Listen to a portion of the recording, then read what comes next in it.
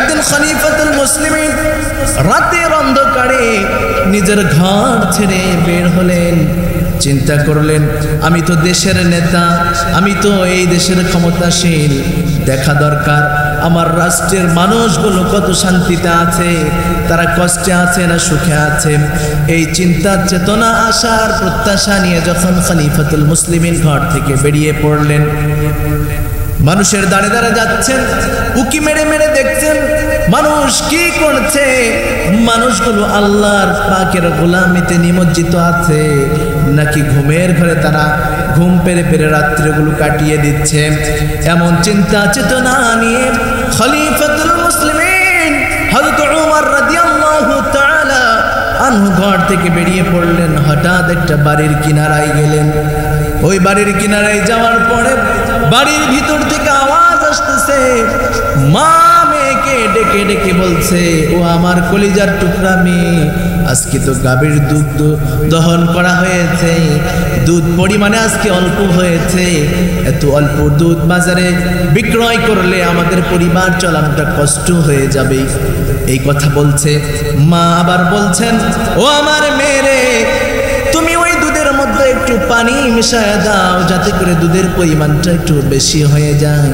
হঠাৎ মেয়ে ডাক দিয়ে বলছে, মা গো, শুনে রেখে দাও, তুমি আজকে বলছো এই দুধের মধ্যে পানি মিশাইতে, তুমি কি জানো না ওমর এই দুধে পানি মিশাতে নিষেধ করে দিয়েছেন।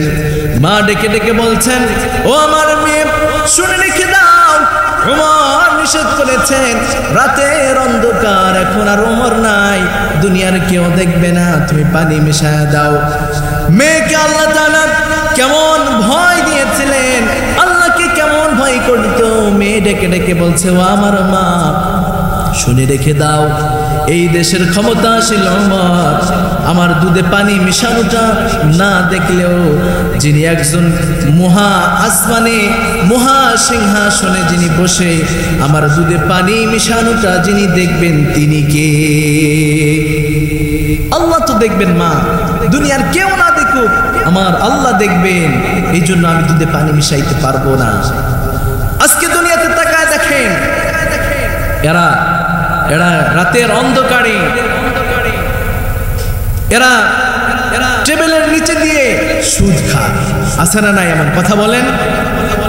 এরা জনসম্মুখে সুদ নেবে না, এরা ঘরে গেলে আবার সুদ ঠিকই নেবে। এরা কি আল্লাহকে ভয় করে না? এদের অন্তরে আল্লাহর ভয় নাই। এরা রাষ্ট্রদ্রোহী, যারা সুদ খাবে, যারা সুদের সাথে লেনদেন করবে, এরা জাহান্নামে যাবে। কথা কোন ঠিক কিনা? এই জন্য আসুন প্রত্যেকটা সেক্টরে আমরা ভয় করব কাকে? মুমিনের এক নম্বর গুণ যেটা হবে সেটা কি গুণ? আল্লাহকে ভয় করা। আপনার আমার ভিতরে যদি আল্লাহর ভয় না থাকে তাহলে আপনার আমার ভিতরে ঈমান নাই। এই জন্য প্রিয় ভাইরা আমার, আল্লাহর ভয় অন্তরে জাগা, আল্লাহকে ভয় করুন। দুনিয়ার কাউকে ভয় করে আপনার লাভ হবে না। আপনি যদি আল্লাহকে ভয় করতে পারেন তাহলেই আপনি সফলতা অর্জন করবেন। কথা কোন ঠিক কিনা? দুনিয়ার এই সফলতা কিসের সফলতা? বাড়ি গাড়ি নারী টাকা পয়সা, এগুলো কি সফলতা? জোরে বলেন, এগুলো কি সফলতা? এগুলো সফলতা নয়। ঈমানের প্রতি অবিচল থেকে ঈমানকে অন্তরে লালন করে ঈমান নিয়ে যদি আপনি কবরে যেতে পারেন আর আপনি যদি জান্নাতি হন, এটাই আপনার সবচেয়ে বড় সফলতা। কথা কোন ঠিক কিনা? এই জন্য প্রিয় ভাইরা আমার, আমরা দুনিয়ার কোনো মানুষকে ভয় করব না, একমাত্র ভয় করব আল্লাহকে।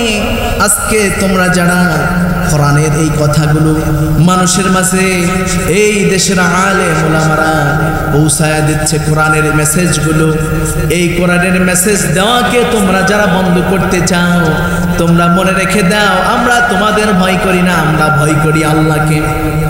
আমরা কাউকে ভয় করি না।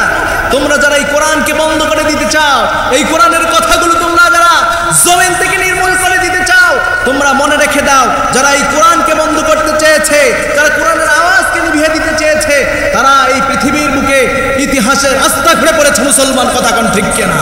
আল্লাহ তাআলা তাদেরকে ধ্বংস করে দিয়েছে। তারা ইতিহাসের পাতায় লাল কালিতে লেখা আছে, এরা ধ্বংস হয়ে গিয়েছে, ধ্বংস হয়ে গিয়েছে। এক নাম্বার কারণ এরা আল্লাহ বিরোধী, কোরআন বিরোধী ছিল। কথা কোন ঠিক কিনা?